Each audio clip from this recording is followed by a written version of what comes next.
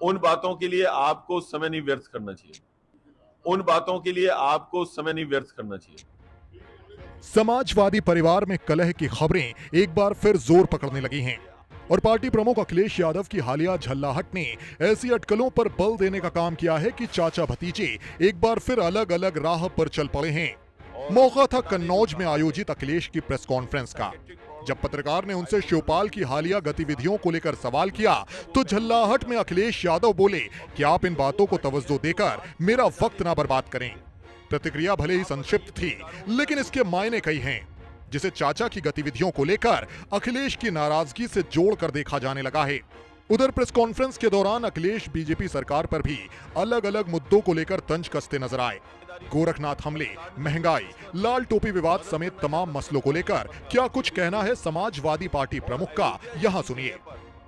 और बीजेपी तो वो पार्टी है जो बात को न जाने कितना खींच देती है। आप बताइए, पत्रकारों को क्या दोष था बलिया में? क्या पत्रकारों को दोष था?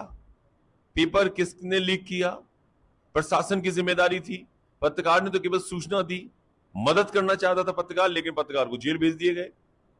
और अयोध्या जैसी जगह पर 5 साल की बेटी के साथ बलात्कार हो जाए, उसके साथ घटना घट जाए।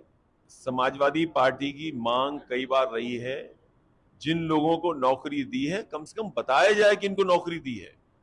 अगर 5 लाख का दावा है तो कम से कम कन्नौज में बताया जाए कि 5 लाख में कन्नौज के लोगों को इतनी नौकरी मिली है, फरक्काबाद के लोगों को इतनी मिली है, सहारनपुर के लोगों को इतनी मिली है, चित्रकूट के लोगों को इतनी मिली है, झांसी के लोगों को इतनी मिले। कम से कम जानकारी तो दे सरकार।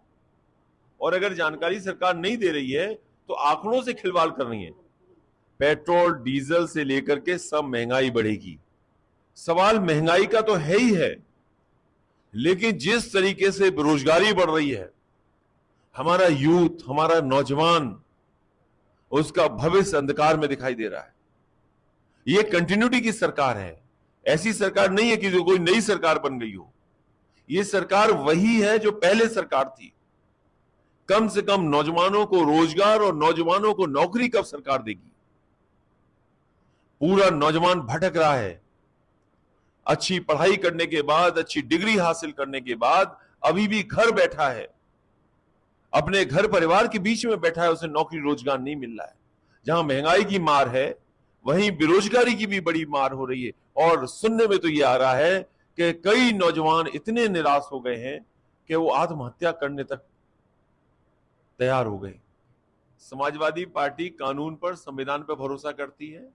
भारतीय जनता पार्टी संविधान पर भरोसा नहीं करती। देखिए, सरकार है, कुछ भी कर सकती है।